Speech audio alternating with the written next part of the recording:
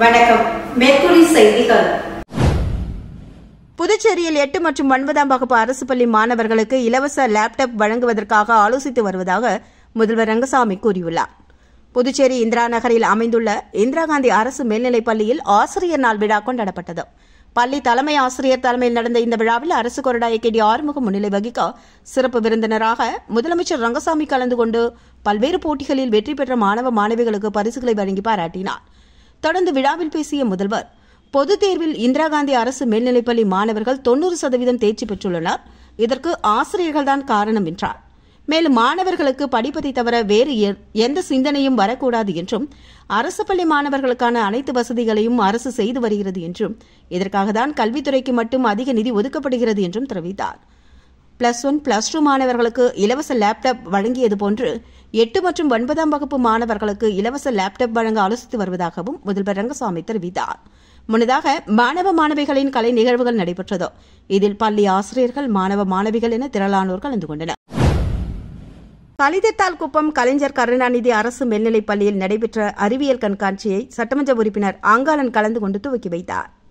புதுச்சேரி மாநிலம் மதகடிப்பட்டு அருகில் உள்ள கலிதத்தால்குப்பம் கலைஞர் கருணாநிதி அரசு மேல்நிலைப் பள்ளியில் 2024-25ஆம் கல்வியாண்டிற்கான அறிவியல் கண்காட்சி நடைபெற்றது. இந்த அறிவியல் கண்காட்சியை திருவோணி தொகுதி சட்டமன்ற உறுப்பினர் அங்காளன் கலந்து கொண்டு தலைமை தாங்கி குத்துவிளக்கேற்றி துவக்கி வைத்து மாணவர்களின் அனைத்து படைப்புகளையும் பார்வையிட்டு வெகுவாக பாராட்டினார். பள்ளியின் துணை முதல்வர் பாக்யலட்சுமி, பள்ளியின் தலைமை ஆசிரியர் அறிவழகி ஆகியோர் உடனிருந்தனர். பள்ளி மாணவர்கள் அறிவியல் சம்பந்தமான காட்சி படைப்புகள், மாதிரிகள் 100க்கும் மேலாக வைத்திருந்தனர். இக்கண்காட்சியினை பள்ளி அறிவியல் ஆசிரியர்கள் மற்றும் அனைத்து ஆசிரியர்களும் மாணவர்களுடன் இணைந்து சிறப்பாக செய்திருந்தனர். புதுவை மாநிலத்தைச் சேர்ந்த பலரை ஏமாற்றி 17.50 லட்சம் ரூபாயை மர்ம நபர்கள் ஏமாற்றி மோசடி செய்தது குறித்த புகார்களின் பெயரில் இணைய குற்றப்பிரிவு போலீசார் வழக்கு பதிந்து விசாரணை நடத்தி வருகின்றனர். புதுச்சேரி நகராட்சி கலைவாணர் நகர் பகுதியைச் சேர்ந்தவர் ராமகிருஷ்ணன். இவரது கைபேசி, வாட்ஸ்அப்பிற்கு வீட்டிலிருந்து இணையதளம் மூலம் முதலீடு செய்து அதிக லாபம் சம்பாதிக்கலாம் என தகவல் வந்துள்ளது. இதை நம்பிய ராதாகிருஷ்ணன் குறிப்பிட்ட செயலியில் 1.8 லட்சம் ரூபாயை செலுத்தி ஏமாந்தார். காரைக்கால் நிரவி பகுதியைச் சேர்ந்தவர் ரவிச்சந்திரன். இவருக்கு மர்ம நபர் மும்பை காவல்துறையிலிருந்து பேசுவதாக கைபேசியில் தொடர்பு கொண்டு கூறியுள்ளார். அதன்படி ரவிச்சந்திரன் பெயருக்கு போதைப் பொருள் பார்சல் வந்துள்ளதாக குறிப்பிட்டுள்ளார். மேலும் வழக்கிலிருந்து விடுவிக்க 15 லட்சம் செலுத்தவும் மர்ம நபர் மிரட்டியுள்ளார். இதனால் பயந்து போன ரவிச்சந்திரன் ரூபாய் 15 லட்சத்தை திரட்டி மர்ம நபர் கூறிய வங்கிக் கணக்கில் செலுத்தி ஏமாந்துள்ளார். இதேபோன்று புதுச்சேரி நகர பகுதியைச் சேர்ந்த பாஸ்கர் ரூபாய் 30,000 ரூபாயும், ஜீவானந்தபுரம் பகுதியைச் சேர்ந்த மோகன்தாஸ் என்பவர் ரூபாய் 95,000, பிரவீன் என்பவர் 50,000 மற்றும் ஃபியாஷ் என்பவர் 4,000 என மோசடி கும்பலால் ஏமாற்றப்பட்டுள்ளனர். இது தொடர்பாக அவரவர்கள் அளித்த புகாரின் பேரில் சைபர் கிரைம் போலீசார் விசாரணை மேற்கொண்டு வருகின்றனர். தொழிலாளியை கத்தியால் வெட்டிய 3 பேரை போலீசார் தேடி வருகின்றனர். வில்லியனூர் அடுத்த சேந்தனத்தம் காலனியைச் சேர்ந்த காளியப்பன் மகன் பிரகாஷ் என்கிற அங்காளன், வயது 34, மரம் வெட்டும் தொழிலாளியான இவர் வேலை செய்யும் பட்டாணிக்கலம் கிராமத்தைச் சேர்ந்த செல்வம் மற்றும் நண்பர்கள் நேற்று மாலை வில்லியனூர் 10 கண்ணு சாலையில் உள்ள பாரில் ஒன்றில் சேர்ந்து மது அருந்தியுள்ளனர். அப்போது போதையில் செல்வத்திற்கும் அங்காளனுக்கும் தகராறு ஏற்பட்டு தாக்கிக் கொண்டனர். அதனைத் தொடர்ந்து செல்வம் தனது நண்பர்களை செல்போன் மூலம் வரவழைத்தார். சம்பவ இடத்திற்கு வந்த செல்வத்தின் நண்பர்கள் இருவர் அங்காளனை சரமறையாக தாக்கி கத்தியால் அங்காளன் தலையில் வெட்டிவிட்டு அங்கிருந்து தப்பிச் சென்றனர். பலத்த காயமடைந்த அங்காளனை அங்கிருந்தவர்கள் மீட்டு புதுச்சேரி அரசு பொது மருத்துவமனைக்கு அனுப்பி வைத்தனர். தகவல் அறிந்த வில்லியனூர் சப் இன்ஸ்பெக்டர் சரண்யா தலைமையிலான போலீசார் பாரில் இருந்த சிசிடிவி கேமராவை ஆய்வு மேற்கொண்டு அங்காளனை தாக்கிய செல்வம் உட்பட 3 நபர்கள் மீது வழக்கு பதிந்து விசாரித்து வருகின்றனர். வில்லியனூர் ஆரம்ப சுகாதார நிலையத்தில் மருத்துவர்கள் பணி நேரத்தில் இல்லாததால் நோயாளிகள் அவதியுறும் வீடியோ சமூக வலைதளத்தில் வைரலாகி வருகிறது. புதுச்சேரியில் கடந்த 1 மாதமாக டெங்கு, டைபாய்டு, சிக்கன்குன்யா போன்ற நோய்கள் பரவி வருகிறது. இதனால் அரசு மருத்துவமனை, ஆரம்ப சுகாதார நிலையம், தனியார் மருத்துவமனைகளில் தினசரி நூற்றுக்கணக்கான மக்கள் காய்ச்சலுக்கு சிகிச்சை பெற்று வருகின்றனர். இந்நிலையில் வில்லியனூர் ஆரம்ப சுகாதார நிலையத்தில் நேற்று காலை 10:30 மணி அளவில் 50க்கும் மேற்பட்ட நோயாளிகள் சிகிச்சைக்காக வந்திருந்தனர். அப்போது பணியில் இருந்த ஒரு ஆண் மருத்துவர், 2 பெண் மருத்துவர்கள் அங்கு இல்லை. மருத்துவர் ஓய்வு அறைக்கு சென்றுவிட்டனர். மதியம் 12:30 மணி வரை மருத்துவர்கள் பணிக்கு திரும்பாததால் மருத்துவமனைக்கு வந்த நோயாளி ஒருவர் சக நோயாளிகள் வெகுநேரம் காத்திருப்பதை வீடியோவாக எடுத்து சமூக வலைதளத்தில் பதிவிட்டுள்ளார். தற்பொழுது அந்த வீடியோ இணையத்தில் வைரலாகி வருகிறது. 2024 ஆண்டின் மத்திய அரசின் பிளாரன்ஸ் நைட்டிங்கேல் விருது குடியரசுத் தலைவர் திரௌபதி முர்மு புதுச்சேரியைச் சேர்ந்த செவிலியர் விஜயகுமாரிக்கு டெல்லியில் நடைபெற்ற விழாவில் வழங்கினார். புதுச்சேரி சுகாதாரத்துறையில் கடந்த 28 ஆண்டுகளாக கிராமப்புறங்களில் பணியாற்றி தனது பணியை சிறப்பாக செய்தவர் செவிலியர் விஜயகுமாரி.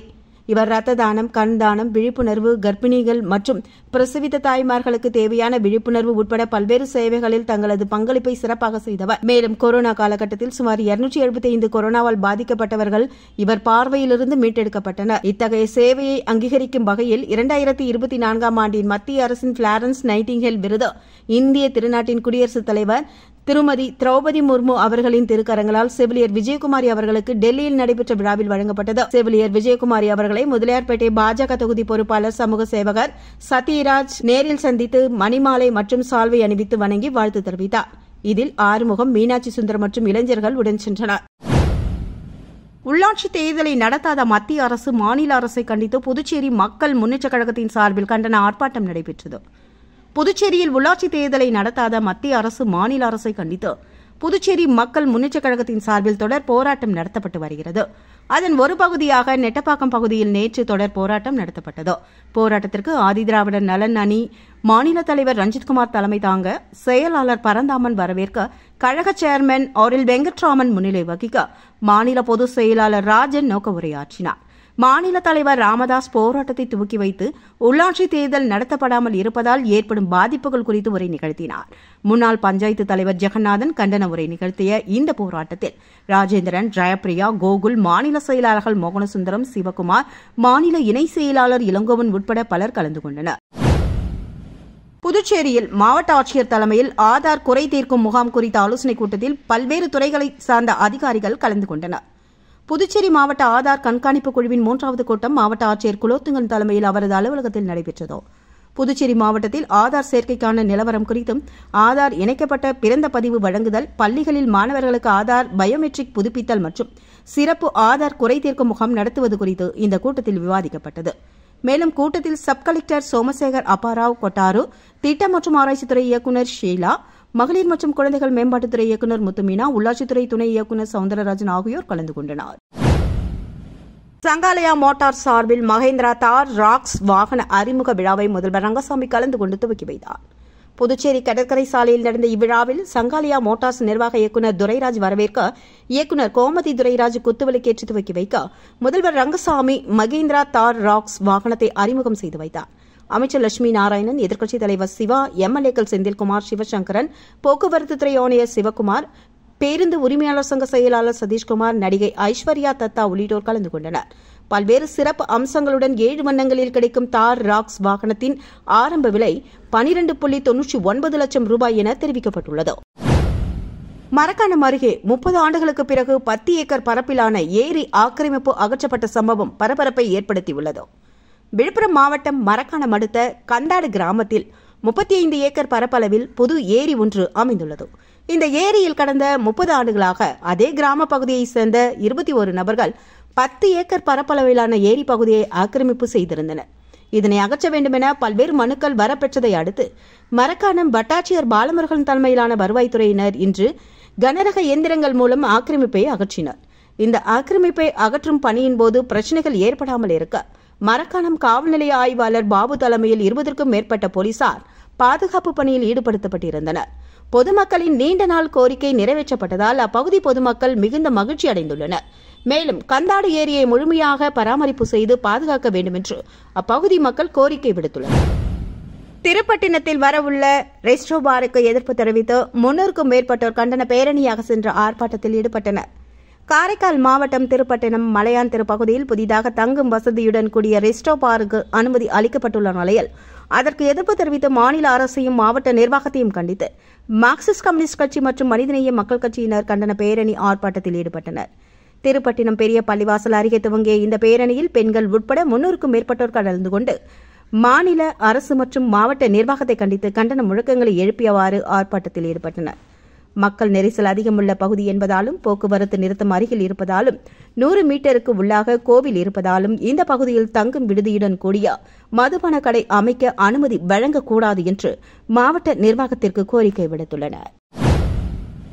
பல்வேறு கோரிக்கைகளை வலியுறுத்தி காரைக்காலில் SC/ST மக்கள் கூட்டமைப்பினர் கவனஈர்ப்பு ஆர்ப்பாட்டத்தில் ஈடுபட்டனர். மாநில பட்டியலின மேம்பாட்டு கவுன்சிலிங் காரைக்காலின் பிரதிநிதிகளை நியமிக்க வேண்டும். மாநில அரசு பணியாளர் தேர்வாணையத்தை உருவாக்கிட வேண்டும். மாவட்ட பட்டியலின சிறப்பு குறுத்திட்ட துணை நிதி கண்காணிப்பு குழுவில் தலைவர்கள் மற்றும் கல்வியாளர்களை நியமிக்க வேண்டும். கோவில்பத்து அரசு மாணவர் விடுதி பயன்பாட்டிற்கு ஏற்றதா இல்லையா என்பதை நிபுணர்களை கொண்டு ஆய்வு செய்திட வேண்டும்.